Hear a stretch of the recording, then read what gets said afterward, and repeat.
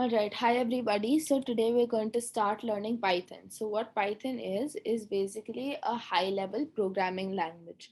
What we mean when we say high-level programming language is that it abstracts away all the nitty-gritties of how your program deals with the computer or the device you're writing it on, and it provides you with a broader perspective, just to deal with the intuition and the application of whatever task it is you're trying to perform. So whenever you're writing a program or a code, you have some kind of task in your mind that you want to accomplish, right? So the idea is that these high level programming languages like Python or Java or C++, they let you focus on what you want to do rather than thinking about, oh, how will my computer interact with my program, and how will the implementation of it work. You just need to worry about your intuition and your application of the task you're trying to perform. Hopefully that made sense to you.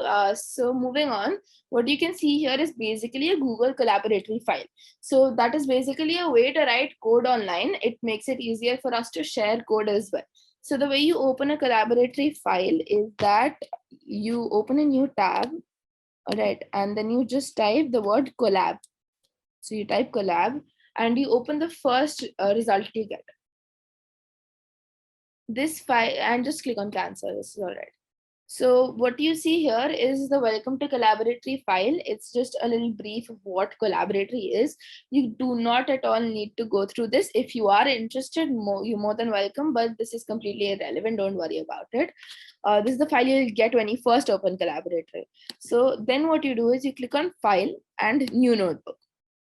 So you'll get a completely empty Python environment all set up. You don't need to download anything. You don't need to set anything up on your device. You can use Collaboratory from literally any device, and your data is stored in your drive, which makes it easier for you to access it from anywhere. So this is basically an online Python environment. It is very useful. I would recommend you to, start with Collab. Don't worry about, there's a lot of Python installations going around. There's Spider, there's Jupyter Notebook. Do not need to worry about all of that. Just use Collaboratory in your set. So moving on, coming to this Python basics. Now, I will be sharing the link for this file with you, so you will all be able to access it. If you need to refer back to it for some kind of information or any kind of reference, you can have this forever. So I will be sharing the link for this as well.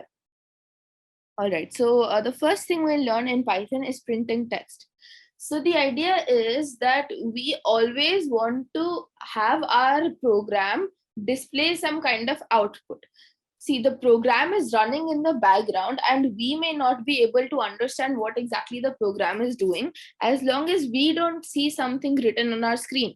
We need to have an output to understand what exactly is going on. And print is basically used for showing an output to the screen. We call it flushing text to the screen. But the idea is that you have the keyword print, all right, and you put whatever data you want inside that print, the brackets that follow print. So for example, I'll show you. I will write the word print, and then inside these brackets, these parentheses, I will write whatever value I want to print. So say I want to print the number 5. I'll just print 5. So I get 5 printed out, and you get the idea. It's basically used to flush out information to the screen. Now here I know I'm printing out the word 5, but eventually I probably may not know what exactly I'm expecting to be printed out. So that is why we use print. Print, we can also use it for text.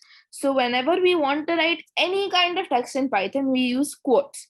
So we put 2 quotes and we write, let's say I write hello world.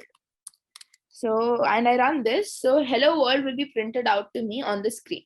That's basically the basics of print, and you don't need to know much more, at least now. So we can move on.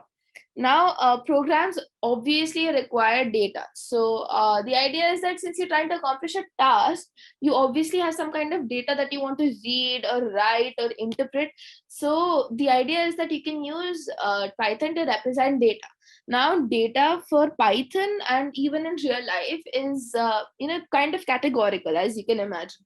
In Python, we have 3 categories.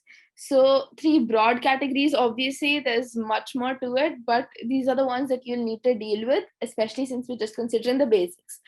So you have integers, which is basically exactly what integers mean in maths. Yes, of course, there's a bit of a limit in Python, but you don't need to worry about that. Those numbers are too big and we don't deal with that. So basically, whatever integer you can think of, 0, 1, 1300, or whatever, negative numbers like 9, minus 345, all of that comes under integers. Coming to floating point numbers, so these are decimal numbers. So anything with a decimal point, the negative numbers with a decimal point, positive numbers with a decimal point, you can see the examples over here. All right. And then finally you have text, which is characters or strings. So strings are basically a collection of a few alphabets, digits, numbers, whatever, as long as it is inside quotes. So you can see hello world over here is a string because it's inside quotes. Whatever in Python you put inside quotes will be a string. And that doesn't have to follow any format. If you put a number inside quotes, that will also be counted as a string. But if you put it without quotes, it would either be an integer or floating point number. What I mean by that is 1 second. So you say 5. If I write 5 like this, its type is integer. Now the way we represent integer in Python is using the keyword int. And if I write 4.6, now this is a floating point number for which we will write float. Finally, if I have a string, so say hello, it's an easy string. So you can, and we'll basically write str for that. So this is integer, this is floating point, and this is string. Now, I'm telling you all of this, but what is a way for you to see what is the data type of any kind of value? We use the function type. So basically, if I want to print, I see now again in this case, I want to see the type of a particular data, right? So I will write type and I will write the data I want to see over here. So 56. Now, basically, the idea is type of 56 will return to me whatever data type this 56 is, right? And I know it is an integer. Then I will print that out using print. So basically I should get class int. So just understand that what this essentially means is that it is a part of integers. So that's the idea. So hopefully you understood how that works, because let's see. Now this is type 56. This is an integer. How about you, try thinking what type of 5.76 would be. So it would be a float. So float. Finally, now if I put quotes around this, now this kind of gets confusing, but just understand that since there are quotes around it, this is a string. All right, this is no more a number. This will be treated by Python as a string. So hopefully you understood that.